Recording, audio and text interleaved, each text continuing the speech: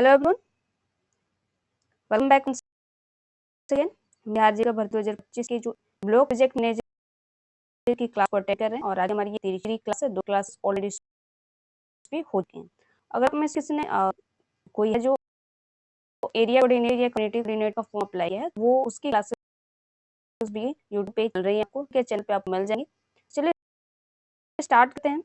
आपको पता है कि ये जो क्लास होती है शाम तक उसकी जो प्रैक्टिस सेट है वो भी आपको प्रोवाइड करा देती है।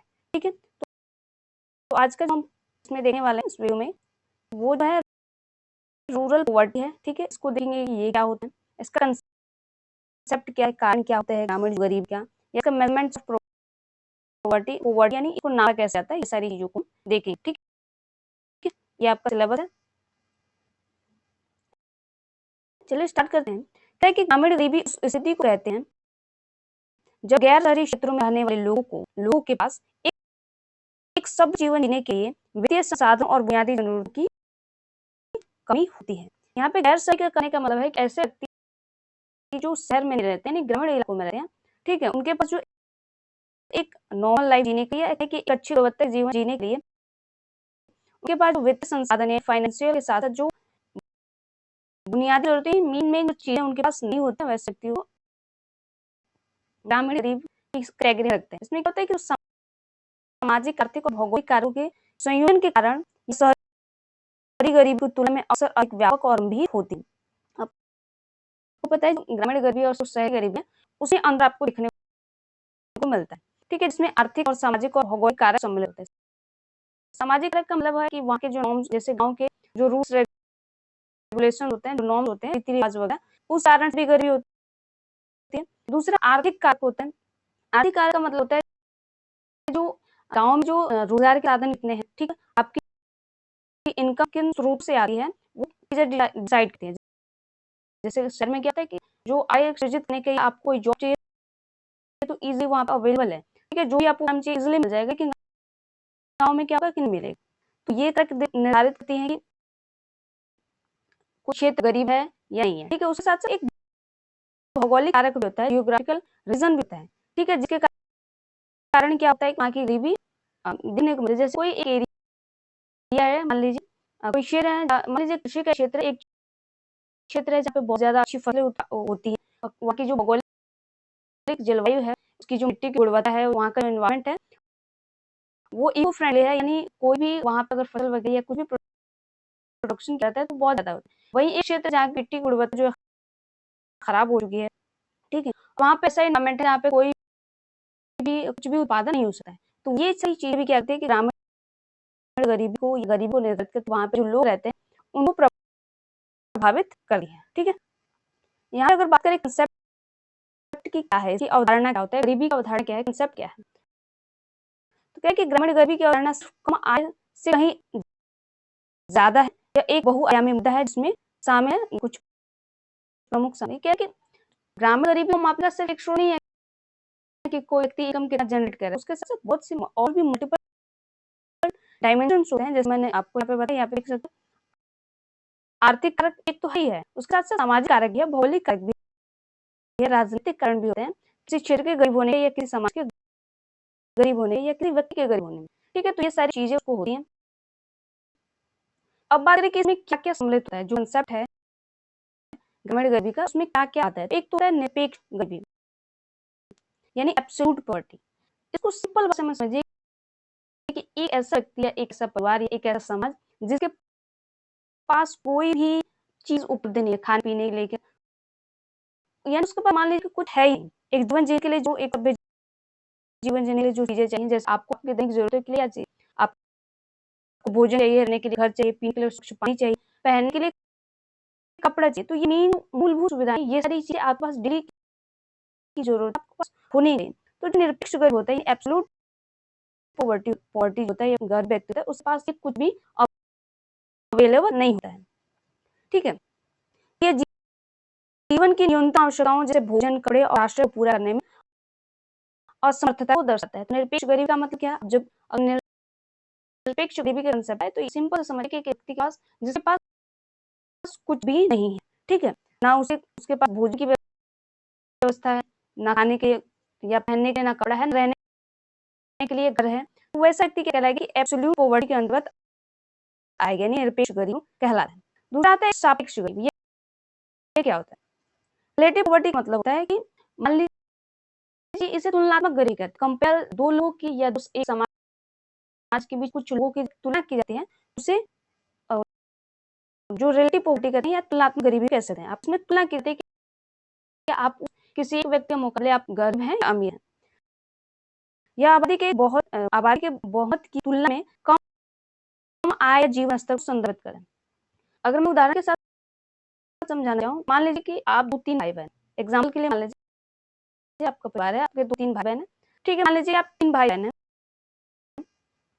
इसमें से तीनों के पास एक घर है, गाड़ी है, 2 लोगों के पास कार है, ठीक है। एक भाई के तीनों के पास और 2 लोगों के पास कार है, ठीक है, और उनके पास कुछ लग्जरियस आइटम्स भी हैं, या मान लीजिए उनके पास 1-2 बंगले और हैं।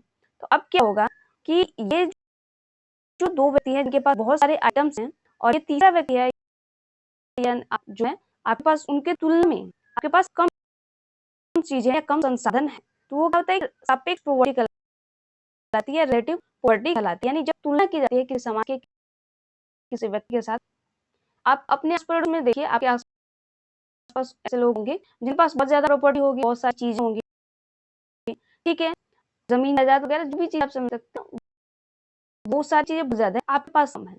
उनकी तुलना में आपके पास भी है लेकिन आपके पास कम है, वो क्या होगा, वो क्या होता है, सापेक्ष गरीबी कहलाती है, यानी रिलेटिव पॉवर्टी कहलाती है। इसे आप इजीली वास्तव में कंपैरेटिव या है कि तुलनात्मक गरीबी में भी समझ सकते हैं, ठीक है। आई होप आप समझ गए होंगे निरपेक्ष गरीबी क्या है।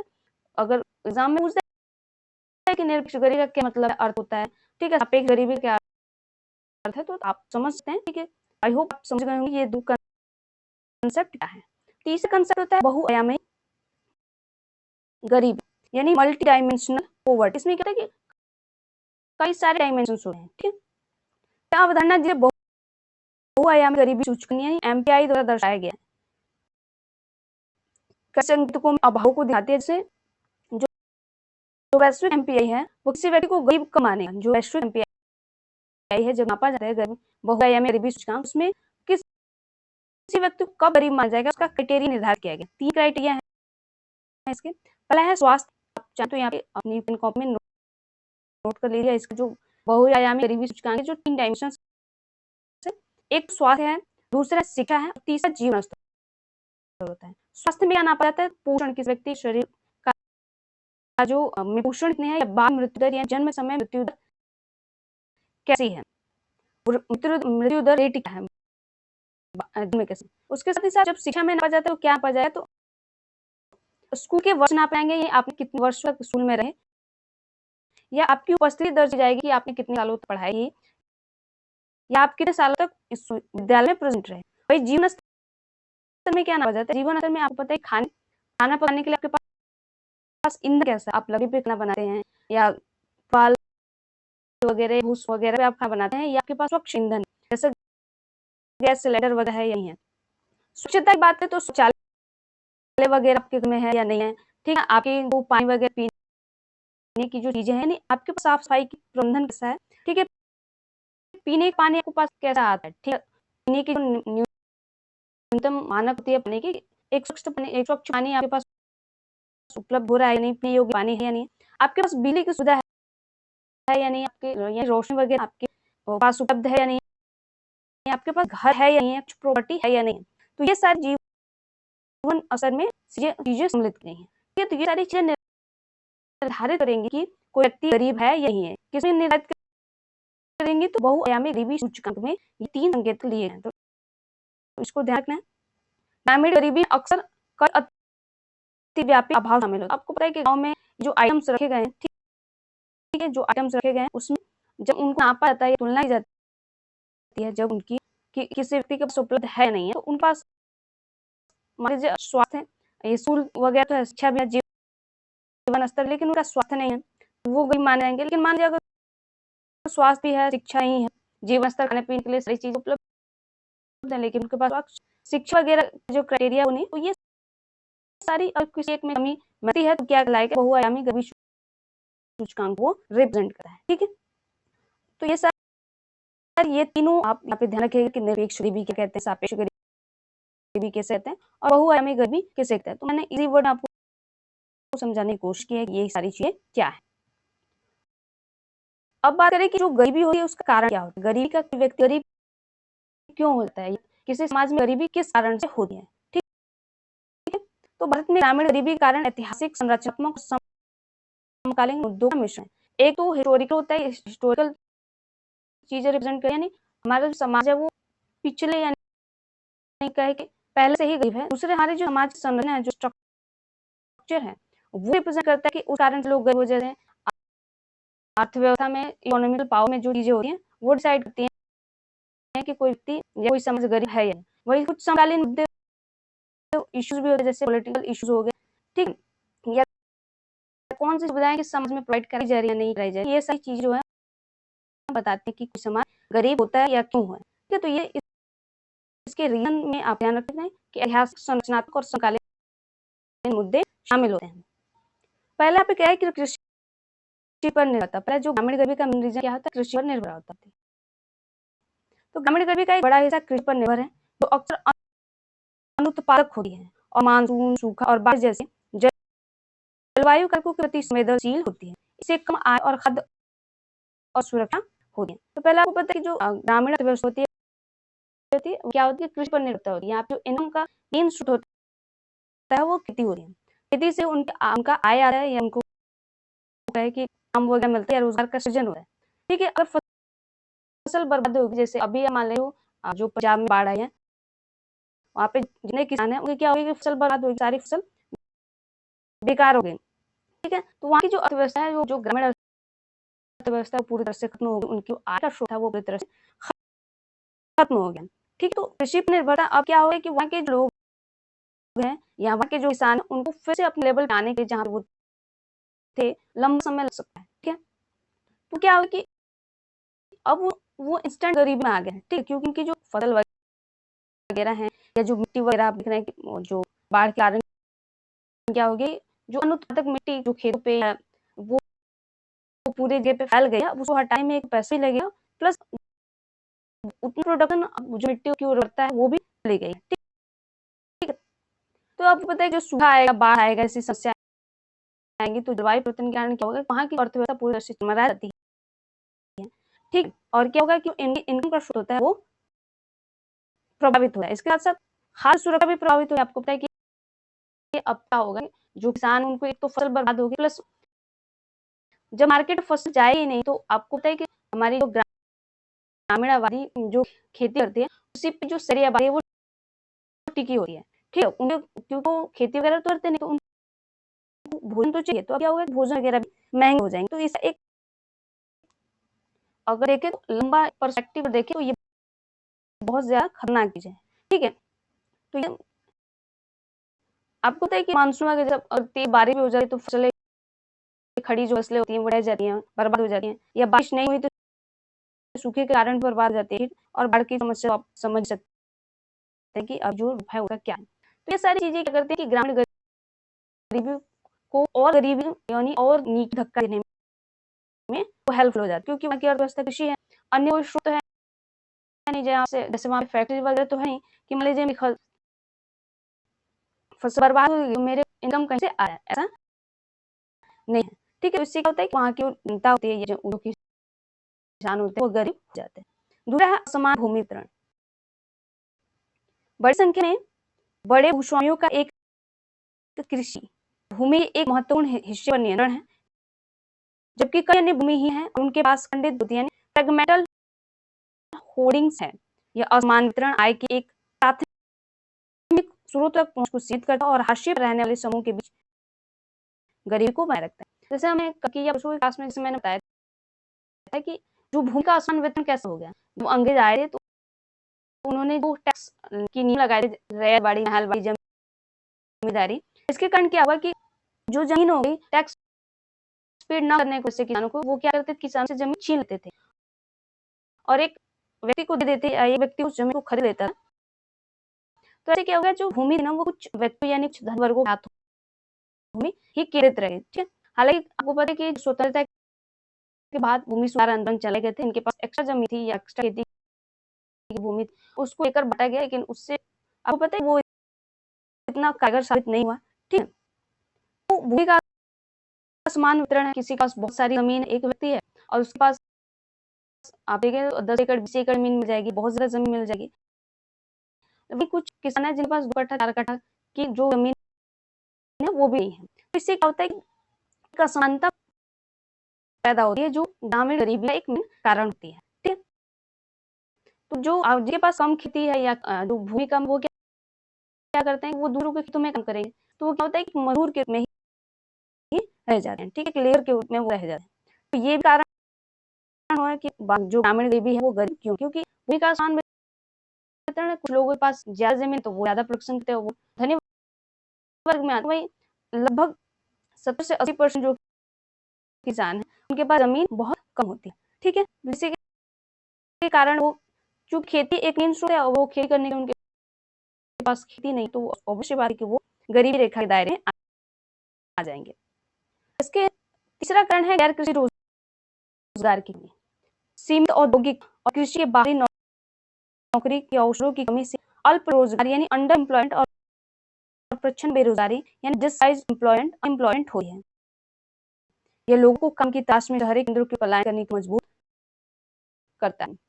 आपको पता है कि यहाँ पे रोज़गार गाँव क्या होता है, रोज़गार का एक मेन साधन तो कृषि हमने देखा, खेती से ही को रोज़गार मिलता है क्योंकि वहाँ पे इंडस्ट्रीज़ वगैरह गाँव में नहीं है। अगर इंडस्ट्रीज़ वगैरह होती तो अगर फसल बर्बाद भी हो जाती तो व्यक्ति को काम मिल जाता और वो सर्वाइव कर सकता था। किसान क्या कर सकता है सर्वाइव कर सकता था, ये उसे लगी हुई कुछ करता तो उसके अगर मान लीजिए फसल बर्बाद हुई तो वो सर्वाइव करने के लिए रेडी रहता। लेकिन जो रोज़गार है वहाँ पे नहीं है, गैर कृषि यानी खेती के अलावा कोई अन्य साधन ही नहीं है जिससे वो इनकम जनरेट करके, ठीक है? खेती में क्या होते हैं या तो कुछ टाइम के लिए आपको पता है कि अब फसल की बुआई होती है या कटाई हुई है, उसी टाइम आपको काम मिलेगा, उसके बाद उसके बीच में आपको काम नहीं मिलता है। इसके साथ ही साथ काम होता है वहाँ पे प्रचंड बेरोज़गारी देखने को मिलती है। क्योंकि गाँव में क्या है कि मान लीजिए कि एक तो रोज़गार नहीं है, ठीक है? जो रोज़गार उसमें आवश्यकता से अधिक लोग लगे हुए हैं। फॉर एग्ज़ाम्पल के लिए मान लीजिए कि आपके पास एक छोटा-सा टुकड़ा है ज़मीन का, ठीक है? और आप 4-5 लोग हैं, 4-5 भाई-बहन अपने फैमिली मेंबर को ले लिए, ठीक है? और ये टुकड़े हैं और आप में से किसी के पास कोई काम नहीं है। अब क्या करेंगे ये सारे लोग खेती के टाइम क्या करेंगे इसी में लग जाएँगे। यहाँ पे एक व्यक्ति या 2 व्यक्ति मिलकर खेती कर सकते थे, लेकिन 4-5 लोग लगे हुए हैं। क्या है वो प्रचंड बेरोज़गारी है, यानी आवश्यकता से अधिक एक काम को आवश्यकता से अधिक लोग करें, जितनी आवश्यकता नहीं है उससे ज़्यादा लोग करें। तो ये कारण होता है वहाँ पे गरीबी का, ठीक है? उसके बाद आता है अपर्याप्त बुनियादी ढाँचा भी है, क्या है ग्रामीण गरीबी का एक मेन कारण। कैसे? उच्च सड़क, बिजली और सिंचाई की कमी सहित खराब बुनियादी ढाँचा आर्थिक गतिविधियों में बाधा डालता है, बाजार तक पहुँच को प्रतिबंधित करता है और गैर कृषि क्षेत्रों को विकसित विकास को सीमित करता है। आपको पता है जो इंफ्रास्ट्रक्चर है गाँव की जो इंफ्रास्ट्रक्चर वो बहुत बेकार है, यानी आपको अच्छी सड़कें नहीं मिलेंगी, परिवहन के लिए साधन नहीं मिलेगा, ठीक है? बिजली आपको पता है 24/7 नहीं मिलती है। अब बिजली 24/7 आपको बिजली की कंडीशन पता ही है कितनी मिलती है, ठीक? तो ये सारी चीज़ें वो क्या करते हैं डिसाइड करते हैं कि वहाँ पे डेवलपमेंट होगा या नहीं होगा। इंफ्रास्ट्रक्चर अगर किसी आपको पता है कि अगर कोई एक फैक्ट्री लगानी है, मान लीजिए आपके गाँव में कोई फैक्ट्री आप लगाना चाहते हैं, छोटी-मोटी कुछ भी आप समझ लीजिए, तो उसके लिए तो आपके पास मेन चीज़ें चाहिए ना, आपको माल ले जाने के लिए या लाने के लिए कच्चा माल ले जाने या बना हुआ माल बेचने के लिए मार्केट तक ले जाने के लिए आपके पास होनी तो सड़क होनी चाहिए, परिवहन का साधन होना चाहिए, ट्रक वगैरह हो गए या जो भी चीज़ें लेके जाने वाली, वो चीज़ें उपलब्ध होनी चाहिए। आप अगर आपको दूसरे शहर में भेजना है तो रेल की सुविधा होनी चाहिए, तो वो सारी चीज़ें नहीं होती। प्लस बिजली जो आती है, वो गाँव में जो बिजली मिलती है, उसपे आप काम नहीं करते हैं, आप मशीनें बड़ी-बड़ी मशीनें उसको नहीं चला सकते। ठीक है, सिंचाई वगैरह अगर कोई खेती वगैरह करे तो जो सिंचाई के साधन है वो बहुत कम है। तो ये सारी चीज़ें जो डिसाइड करती है क्योंकि वहाँ पे ये सारी चीज़ें बताती है कि वहाँ पे कोई इंडस्ट्री लगेगी या नहीं लगेगी। ठीक है, तो इंफ्रास्ट्रक्चर नहीं है इसके कारण क्या होता है इंडस्ट्री वगैरह, फैक्ट्री वगैरह छोटी-छोटी नहीं लग पाते हैं, जिससे क्या होता है कि वहाँ के लोगों के लिए आय के अन्य स्रोत सृजन नहीं हो पाता है और आय का जो अन्य स्रोत सृजित नहीं होगा, ऑब्वियस बात है कि वो गरीबी गरीबी रह जाए। तो अपर्याप्त बुनियादी ढांचा भी मेन रीजन है गरीबी का। ठीक है, उसके बाद आता है सामाजिक और जाति व्यवस्था, सोशल एंड कास्ट व्यवस्था, कास्ट सिस्टम। ये भी क्या आता है ग्रामीण गरीबी का एक मुख्य कारण। पारंपरिक जाति व्यवस्था अक्सर निचली जातियों के आर्थिक अवसरों को प्रतिबंधित करती है, जो असंगत रूप से भूमिहीन और कम वेतन वाले व्यवसाय में है। यह सामाजिक स्तरीकरण पीढ़ियों तक गरीबी को सुदृढ़ करते हैं। हमारे जो सोशल स्ट्रक्चर है गांव की, कोई काम जैसे आपको पता है काम पे प्रतिबद्ध होते हैं, ये काम ये व्यक्ति नहीं करेगा, ये काम ये व्यक्ति नहीं करेगा, क्योंकि ये अलग कास्ट का है या अलग जाति का। तो आपको ये रिस्ट्रिक्शन देखने को मिलती है, जो वो भी गरीबी का एक कारण बनती है। ठीक है, फॉर एग्जाम्पल के लिए मान लीजिए जो ब्राह्मण है उन्हें अपना एरिया रिजर्व करके रखा है। ठीक है, पूजा पाठ वगैरह कोई अन्य कास्ट व्यक्ति नहीं कराएगा। हालांकि ये चीजें जो आपको पता है आप एजुकेट होना पड़ेगा, आप मंत्र वगैरह याद होने चाहिए, क्या प्रोसेस होते हैं, क्या विधि होते हैं। अब वो कोई भी व्यक्ति सीखे तो वो उस फील्ड में जा सकते हैं, पूजा पाठ वगैरह कर सकते हैं। लेकिन जो हमारा कास्ट सिस्टम किया है बहुत अच्छे से मॉडिफाई करके रखा है कि नहीं, इस दायरे में ब्राह्मण परिवार के लोग ही आगे, बाकी किसी व्यक्ति को सम्मिलित नहीं करना। और ये हमारे जो समाज अन्य जो वर्ग है वो इससे घर पे चलते थे, वो भी मानते हैं कि नहीं इन्हीं का ये क्षेत्र होना चाहिए। तो वो भी एक क्या चीजें हैं कि वो भी डिसाइड करते हैं कि कोई समाज कोई व्यक्ति गरीब रहेगा या नहीं रहेगा।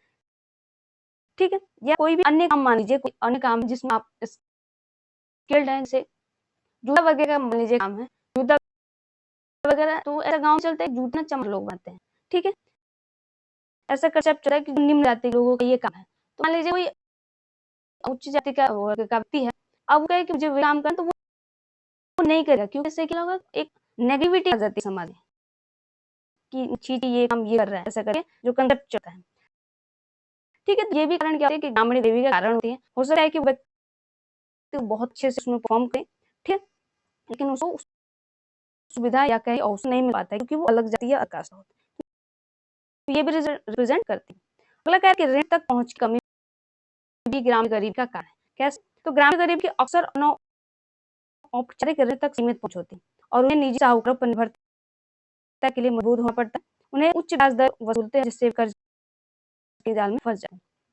अब मान लीजिए अभी जो पंजाब के आप कंडीशन देख रहे हैं, फ्लड आया यानी बाढ़ आया है, अब वहाँ पे क्या एक तो फसल वगैरह सारी बर्बाद होगी, जो उन्होंने पैसा लगाया था खेती में वो तो हो गया, ऊपर से कुछ निकला भी नहीं। अब नई जो खेती करिए यानी अगले सीजन की जो खेती करेंगे जो आ रहा है, उसके लिए उनके पास पैसा चाहिए। एक तो उनका पूंजी डूब चुका है, अब दूसरी खेती करने के उनके पास पूंजी नहीं है, तो वो पूंजी अगर मान लीजिए वो बैंक से लोन लेके जाते हैं, तो बैंक उन्हें इजीली लोन नहीं मिलेगा। आपको पता है कि बैंक के बहुत सारे प्रोसेस होते हैं जिसके कारण लोन में लंबा समय लग जाए। इससे क्या होगा कि खेती का जो टाइम है वो निकल जाएगा।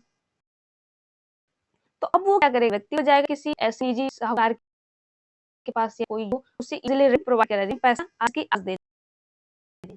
तो जो वो जाएगा साहूकार के पास, क्या करेगा, पैसा लेगा बिना किसी यदि, और उसको क्या होगा, बहुत ज्यादा इंटरेस्ट रेट पे पैसा देगा। आपको पता है कि वो ब्याज दर उनकी ज्यादा होती है।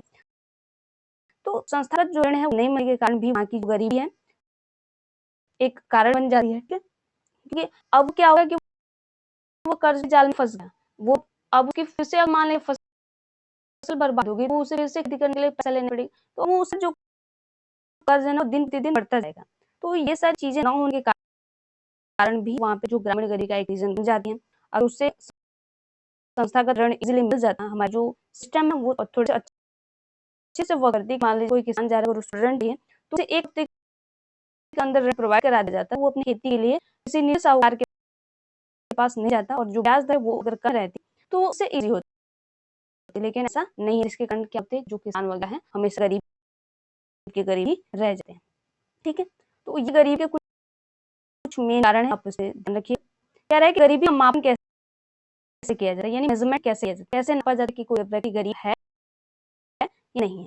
ठीक, तो कह रहा है कि भारत में गरीबी का मापन करते समय विकसित हुआ, मापन समय के साथ विकसित हुआ, यानी समय के साथ इसको लेके आया गया, जो साधारण कैलोरी सेवन से एक अधिक व्यापक बहुआयामी दृष्टिकोण में परिवर्तित हो।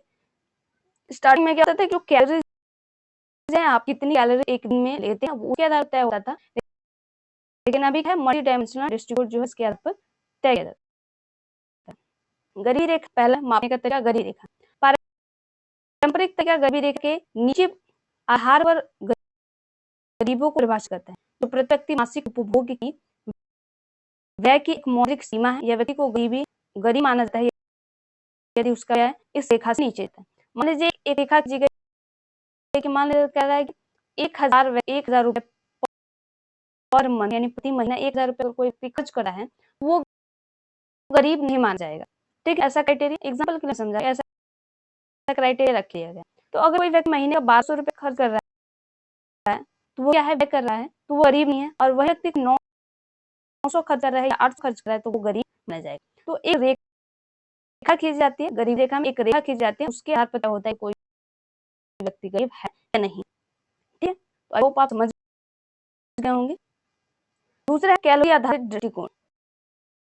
क्या है कि शुरुआती गरीबी रेखाएं न्यूनतम दैनिक कैलोरी आवश्यकताओं पर आधारित थी, यानी कैलोरी के आधार पर तय होता था कि आप एक दिन में कितनी कैलोरी लेते हैं खाने पीने की चीजों के साथ, तो वो डिसाइड करेगी कि आप गरीब हैं या नहीं। उदाहरण के लिए अगर बात करें तो योजना आयोग ने 1989 में, नहीं इसको क्या बोलेंगे, 1789 90 नहीं 89 89 को बोलते हैं, इसको क्या बोलेंगे, और 79 समझ लीजिए, और थोड़ा सा मिस हुआ है उसको में क्या बोलते हैं,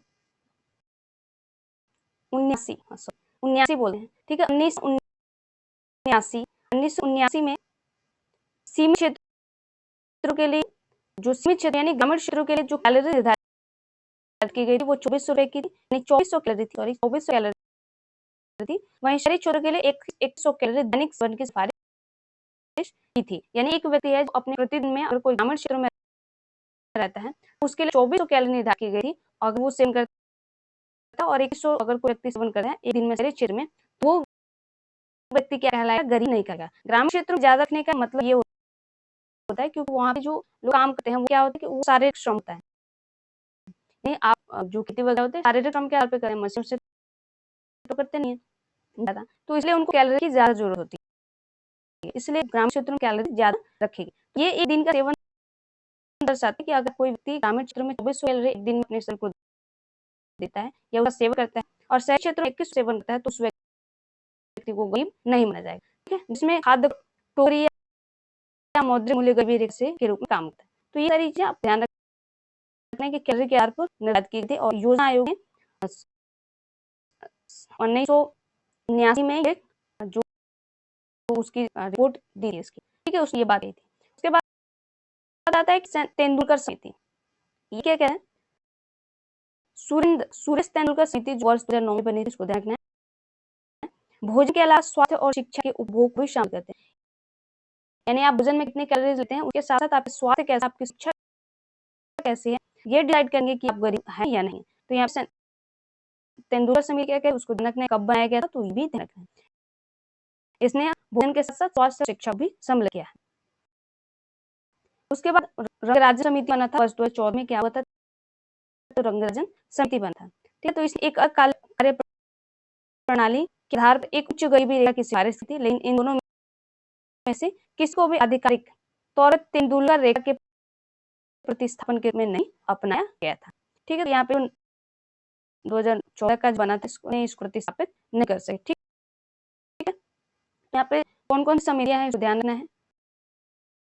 ठीक है, अगला क्या है कि बहुआयामी गरीबी सूचकांक MPI, नीति आयोग का राष्ट्रीय बहुआयामी गरीबी सूचकांक का भारत में गरीबी का आधिकारिक मापन करते हैं। इस टाइम पे जो गरीबी नापी जाती है वो बहुआयामी गरीबी सूचकांक के आधार पर ही नापी जाती है। यह एक अधिक व्यापक उपकरण है जो स्वास्थ्य, शिक्षा और जीवन स्तर के तीनों आयामों में, आपने देखा इसमें स्वास्थ्य, शिक्षा है, उसके तीनों आयामों में 12 संकेतकों का उपयोग करके अभाव को दर्शाता है। तो भारत ने इसमें 3 आयामों में 12 संकेतकों को ऐड किया, तो इसको ध्यान रखना है।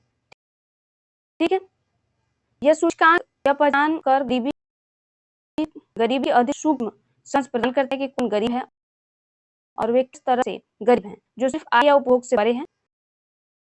और 2024 की नीति आयोग की रिपोर्ट के अनुसार क्या है, ये एक महत्वपूर्ण संख्या है, लोग बहुआयामी गरीबी से बाहर आए हैं, जिससे ग्रामीण क्षेत्रों में गरीबी तेजी से गिरावट आ रही है। नीति आयोग की 2023 रिपोर्ट है, जिसमें कहा गया इस टाइम क्या हुआ कि गरीबी की वजह से लोग बाहर आ रहे हैं। ठीक है, बहुत ज्यादा लोग हैं जो बहुआयामी गरीबी से बाहर निकल रहे हैं, जैसे ग्रामीण क्षेत्र में जो गरीबी की जो संख्या उसमें तेजी से गिरावट आ रही है।